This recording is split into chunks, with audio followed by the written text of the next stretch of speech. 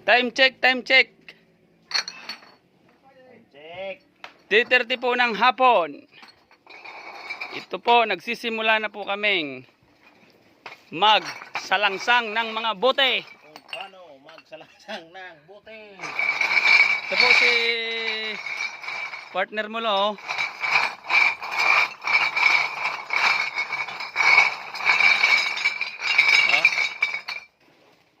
Tignan natin kung paano siya magsalangsang ng bote. Daan-daan lang yan. Yung parang naliligaw. Sambulan mo, sambulan. Okay, tanggalin natin ito.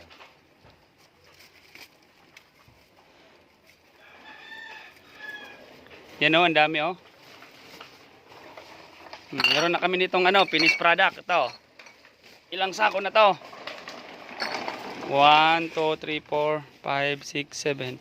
Mga 4 kantos pa lang po yan. Ito naman yung sa gin, 3 sako na. Nagsimula kami kaninang mag-aalas 2. Ito. Titignan natin kung paano siya magsalangsang. Yan, dapat yung sako naka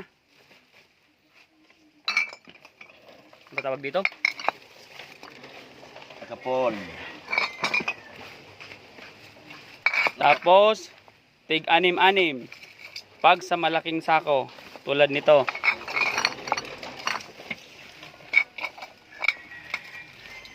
Dapat nakagitna. Dapat nakagitna daw. Para timbang siya. Hindi yung nagaan. Pasensya na kayo kasi masakit ang aking likod. Kaya nakaupo lang. Habang salangsang. Tingnan mo.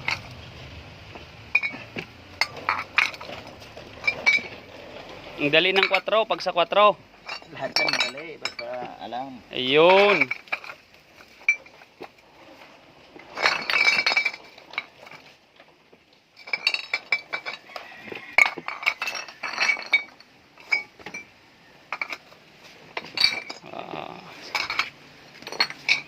Siguro maubos ito mga 3 araw. Ang dami oh. Kami lang, wala kaming taga-salangsang. Saka na yung kukuha ng taga-salangsang. Kaya, anhin mo naman yan. Kasi pinag-aaralan namin yung sistema. Yan o. Pakibusap mo naman yung pangalan ng gansya.